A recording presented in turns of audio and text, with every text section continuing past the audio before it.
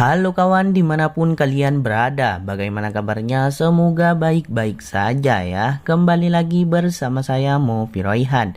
Pada video kali ini, gua akan membahas salah satu film unik berjudul Shallow Grave. Film ini dirilis pada tahun 1994, sehingga daripada banyak bercakap, langsung saja pasang handset kalian, duduk yang tenang, siapkan cemilannya, kencangkan celana dalam kalian. Langsung saja cus ke alur ceritanya, selamat menonton, cikio. Di awal film, scene tertuju kepada sebuah bangunan apartemen, di mana salah satu kamar selalu terdengar berisik setiap harinya. Lalu datang seorang pria yang terlihat bingung mencari kamar. Ternyata kamar yang berisik itulah yang ia tuju. Di sebelah bel terdapat 3 daftar nama penghuni di kamar itu. Tak lama dibukalah pintu dan pria yang datang itu disambut. Pria tersebut langsung disuruh duduk untuk wawancara. Wawancara yang dilakukan oleh 3 penghuni di kamar itu. Ternyata mereka bertiga mencari satu teman lagi untuk tinggal di sini. Dan dikarenakan pria yang datang tidak terlalu tajir, pada akhirnya pria itu langsung diejek dan diusir keluar, yang bahkan diminta untuk tidak kembali lagi ke apartemen ini. Setiap wawancara tak pernah ada yang memuaskan 3 penghuni itu. 3 orang itu terdiri dari seorang akuntan bernama David, seorang jurnalis bernama Alex, dan seorang dokter bernama Juliet. Setiap hari libur pasti mereka melakukan wawancara. Banyak orang yang tertarik untuk tinggal di sana, tapi banyak orang juga yang datang hanya untuk diejek. Tak pandang usia muda, tua, semua sama saja. Sedikitnya hunian mengakibatkan wawancara ini bisa terus terjadi. Sekalinya ada, harga yang ditawarkan pun pasti jauh di atas dugaan. Sementara itu, harga yang ditawarkan David, Alex, serta Juliet tergolong paling masuk akal. Namun, karena belum ada yang menjanjikan, tiap hari masih mereka habiskan bertiga saja. Hingga suatu waktu paginya datanglah seorang pria dengan jas yang sangat rapi. Juliet sedang sendiri di apartemen, di mana pria itu segera survei tempat. Siapa sangka pria yang diketahui bernama Hugo itu seperti tertarik. Alex diberitahu oleh Juliet tentang besarnya minat Hugo. Tapi Alex tidak begitu setuju karena saat wawancara hanya ada Juliet. Sedangkan David setuju-setuju saja mengingat ia sudah lelah untuk wawancara. Kemudian datanglah Hugo di saat malam telah tiba. Tak lagi menanyakan harga sewa dan segera menunjukkan uang. Orang seperti inilah yang disukai mereka bertiga. Alex pun tak bisa lagi menutupi jati dirinya. Dan ketika matahari terbit, Hugo resmi menjadi penghuni keempat, menempati kamarnya sembari membawa koper yang begitu besar. Sedangkan Juliet masih sibuk menggeliat di ranjangnya. Seperti biasa, David selalu terlihat sibuk tiap harinya. Juliet yang merupakan dokter dan Alex seorang jurnalis tergolong lebih santai. Namun entah kenapa sejak kepindahan Hugo tak pernah terlihat. Pintu kamarnya pun masih terkunci rapat sejak awal masuk. Mobilnya Hugo turut terparkir di posisi yang sama. Curiga, akhirnya 3 penghuni ingin mencari tahu. Alex yang mengintip pun tak bisa melihat apa-apa. Hasilnya pintu pun didobrak. Dan di situ terkejutlah mereka. Alex menemukan suntikan beserta banyak obat di laci. Saat itu juga Juliet langsung terdiam tak menyangka Hugo telah meninggal dunia tepat di atas ranjangnya. Juliet memastikan ini terjadi akibat dosis yang sangat parah. Dengan rasa lemas, Juliet berniat menelpon polisi. Tapi saat itu Alex menemukan koper besar di kolong ranjang. Yang seketika momen ini akan mengejutkan Juliet. Alex sudah melihat apa isi dari koper itu, di mana Juliet masih menunggu panggilannya ke polisi tersambung. David sangat penasaran apa yang dilihat oleh Alex dan sekejap Juliet langsung dibuat berhenti menelpon polisi. Tumpukan demi tumpukan uang ada di dalam koper itu, pertanda bahwa sepertinya Hugo sudah merencanakan ini dari jauh hari, mencari kamar hanya untuk numpang menuntaskan hidupnya serta meninggalkan satu koper. Namun sejak kematian Hugo, David, Alex, dan Juliet mulai terpikirkan sesuatu. Mereka tetap ingin jasad Hugo berada di kamar itu, meski sebenarnya hal tersebut menjadi beban tersendiri bagi mereka. Tak bisa fokus bekerja akibat keberadaan jasad Hugo yang disembunyikan. Orang yang paling cemas dan takut adalah David. Pikirannya sudah kemana-mana selama berada di apartemen ini. Alhasil Juliet dan Alex mulai mengadakan pembahasan darurat perbincangan yang berujung mereka membeli banyak perkakas, alat-alat yang akan terpakai untuk mengatasi keberadaan jasad Hugo. Juliet sampai rela meminjam mobil ambulans dari tempat kerjanya. Mobil itu akan sangat berguna pada malam ini. Jasad Hugo pun akhirnya diturunkan dari atas ranjang. Tengah malam mereka menggontong jasad itu keluar apartemen. Setelah berhasil keluar, jasad Hugo langsung dimasukkan ke ambulans. Sebelum pergi tak lupa sebuah senter mereka bawa. Begitupun dengan perkakas-perkakas yang telah mereka beli. Singkat cerita, tibalah mobil itu di tempat yang mereka tuju, yakni sebuah hutan yang lokasinya ada di sisi kota. Saat itu hal pertama yang Alex lakukan adalah mencari ranting yang segera ia patahkan secara acak di dalam mobil. Di situ ada 3 bagian ranting yang ia pegang. Sebagai pemilik ide, Alex meminta Juliet dan David mengambil satu ranting, dan bagi yang mendapatkan ranting terpendek maka orang itu bertugas melenyapkan jasad Hugo. Juliet mendapatkan giliran pertama untuk mengambil, sedangkan Alex tak mungkin lagi bertugas karena ia telah memberi ide. Dan di situ David mendapatkan ranting lebih pendek daripada Juliet. Alhasil David harus mengotori tangannya pada malam itu. Gergaji dan banyak perkakas sangat membantunya dalam tugas ini. Tenaga ekstra harus terus ia keluarkan untuk mendapatkan hasil maksimal. Dan usai berjam-jam, apa yang mereka inginkan langsung terwujud. Tak perlu membutuhkan lubang kubur yang besar karena Hugo telah dibuat seperti Lego. Lalu David terpikirkan untuk memanfaatkan atap rumah. Alex tak mau turun tangan karena merasa sudah cukup lelah. Namun tidak bagi David yang berniat menyembunyikan uang-uang itu di atap rumah. Sementara Juliet membuang sisa-sisa Hugo di tempat ia bekerja, rumah sakit yang terdapat insinerator di dalamnya. Dengan begini tak akan ada yang tahu sama sekali jejak Hugo. Kemudian mobil Hugo yang terus terparkir turut dipindahkan. Bukan lagi pindah ke parkiran yang lain, melainkan dipindahkan ke dasar danau terpencil di ujung kota. Saat itulah Alex turut meluapkan rasa puasnya. Rasa puas atas mulusnya tiap tugas yang direncanakan. Tak ragu mereka bersenang-senang setelah lenyapnya Hugo, menikmati kembang api sembari makan malam di restoran mewah. Uang kaget yang datang usai rutinitas mereka melakukan wawancara. Tapi setelah malam inilah titik balik akan terasa. Tengah malam David mendengar suara bising dari satu lantai di bawah.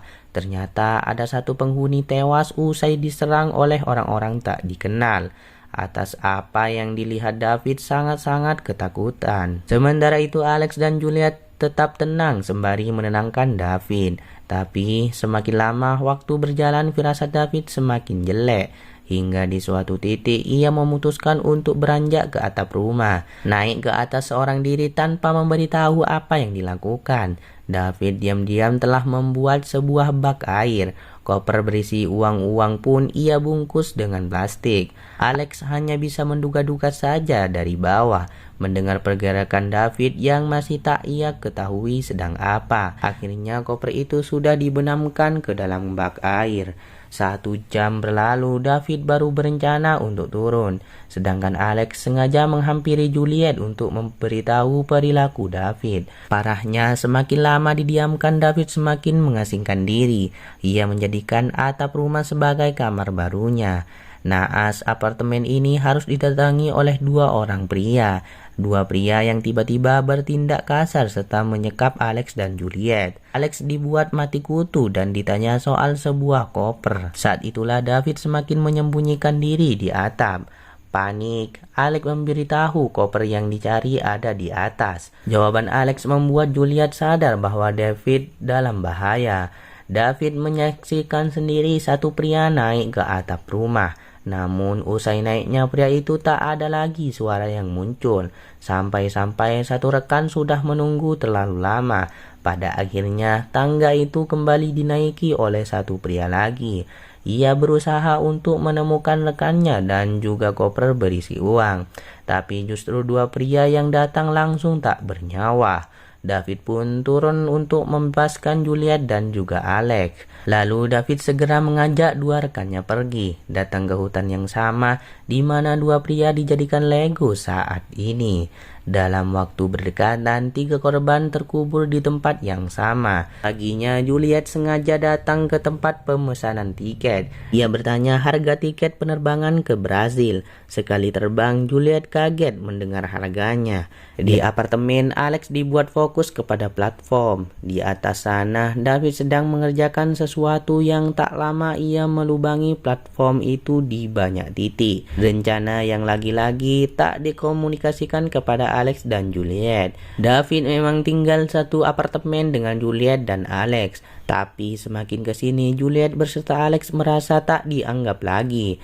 Bahkan sekarang David turun ketika apartemen sedang kosong. Keluar dari pintu kamarnya yang baru saat ini, Juliet dan Alex masih asik sibuk membicarakan kondisi mental David. Namun mereka gak tahu diam-diam David masuk ke kamar Juliet dan tak sengaja melihat satu tiket pesawat ke Brazil.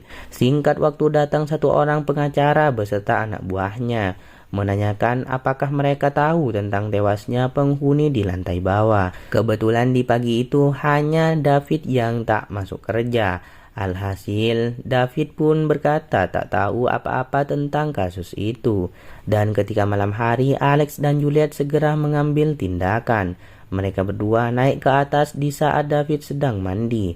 Dan terlihat banyak lubang telah dibuat oleh David. Dari tebakan Alex, David membuat lubang-lubang itu sebagai lubang oksigen. Tapi benar atau tidaknya hanya David yang tahu. Dan ternyata saat itulah Juliet langsung disergap oleh David. Sedangkan Alex baru saja menemukan bak air buatan David. Tapi karena tak ada waktu, Alex memutuskan untuk turun. Turunnya ia dari atas telah disambut oleh satu mesin bor. David menyadari niatan kedua temannya yang telah bekerja sama. Alex pun diberi sedikit tanda agar timbul rasa jerah. Saat terbangun, Alex terpikirkan untuk segera pergi bekerja. Tapi ia tak tahu ada David yang mengintai dari atas. Lubang yang dibuat David ternyata memiliki dua fungsi. Saat itu David pun pindah lagi ke lubang yang lain. Dan terlihat kali ini Juliet yang masih tertidur pulas. Ketika Juliet bangun, David pun masih betah di atas sana dan di saat Alex bersama Juliet kerja, barulah David turun ke bawah, mandi serta mengambil makanan yang ada di dapur.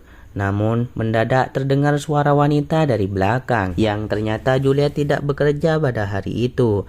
Juliet sengaja tak bekerja demi mengobrol berdua dengan David. Dan ia mengajak David untuk kabur bersama dari Alex.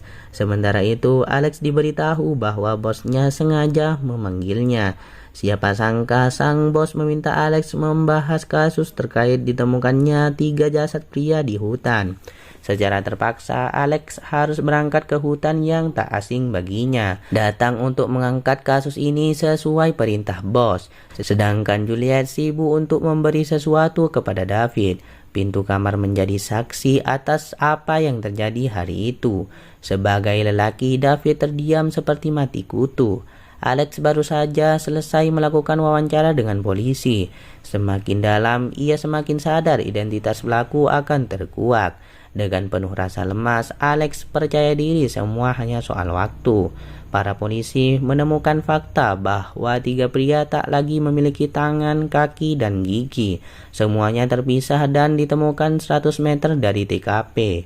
Lalu datanglah satu detektif dan juga satu anak buahnya, meminta keterangan lebih lanjut kepada Alex beserta Juliet. Mereka berdua kompak menyangkal bahwa mereka pernah memiliki teman sekamar keempat, dan selama ini mereka selalu tinggal bertiga saja. David diam-diam memantau dari atas melalui lubang. Keberadaan pun ditanya, namun Juliet dan Alex mengatakan bahwa David sedang bekerja. Alhasil tak ada kecurigaan apa-apa ke arah atap. David saat itu pun langsung berniat mengeluarkan koper dari bak. Koper yang ia tenggelamkan terlihat dibawa turun dari atap. Juliet sudah siap untuk pergi dari kota ini. Begitupun dengan David yang membawa koper penuh uang. Alex menyadari bahwa kedua temannya tidaklah sesolid itu kepadanya, meninggalkannya sendiri tanpa mengajak pergi sedikit pun. Lalu Juliet ditanya oleh David mereka akan pergi kemana. David yang belum tahu uang sebanyak ini akan membawa mereka kemana. Kemudian Juliet berkata bahwa ia mengikuti saja kemauan David pergi. Tapi ternyata David hanya berpura-pura bertanya kepada Juliet. Yang sebenarnya David tahu betul bahwa Juliet pun diam-diam telah membeli tiket penerbangan seorang diri ke Brazil. Jelas Juliet memanfaatkan David yang nantinya koper itu akan diambil. Namun mendadak Alex berkata bahwa ialah yang membelikan tiket itu. David pun langsung marah besar di sini. Musuhnya kali ini adalah dua sahabatnya sendiri. Tapi kata sahabat musnah akibat satu koper. Dari situ Juliet pun tak ingin lagi tinggal diam serta melakukan perlawanan. Sama halnya dengan Alex yang ternyata bekerja sama dengan Juliet untuk menyingkirkan David. Tapi semua itu menjadi sulit ketika sebuah pisau diraih David. Alex pun harus dibuat tak berdaya di lantai di mana David langsung menyasar bahu kiri Alex. Namun seketika Juliet menyerang dari belakang dengan pisau kedua, menewaskan David dalam sekejap tepat di depan mata. Dua pisau yang berada di tubuh dari dua pria. Juliet terlihat peduli kepada dua temannya itu. Tapi ternyata Juliet hanya peduli kepada koper besar. Bahkan pisau di bahu Alex semakin diperdalam tercapannya. Hal itu membuat Alex tak bisa bergerak kemana-mana. Sedangkan David dipastikan meninggal dunia di sebelah Alex. Tak lama polisi dan wartawan telah memenuhi apartemen itu. Tapi anehnya Juliet terlihat menangis ketika melarikan diri. Sedangkan Alex justru terlihat tersenyum tipis. Ada sebab kenapa dua ekspresi ini terjadi. Yang ternyata isi dari koper telah disembunyikan Alex tepat di bawah lantai. Dan yang ada di koper hanyalah kumpulan koran hasil liputan di hutan. Mau tak mau fakta ini tetap berjalan dan yang kalah telak adalah David. Sementara itu Juliet harus pergi dengan hanya membawa selembar tiket. Lalu film pun ditutup dengan David yang ditutupi kain.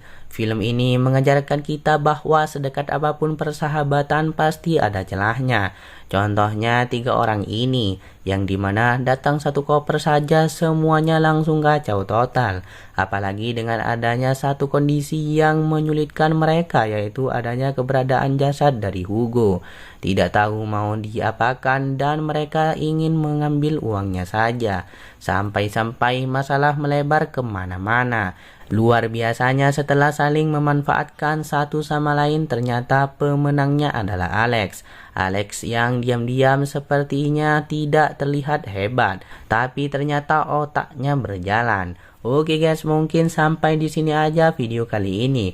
Terima kasih sudah menonton sampai habis. Sampai jumpa di video selanjutnya. Slepel.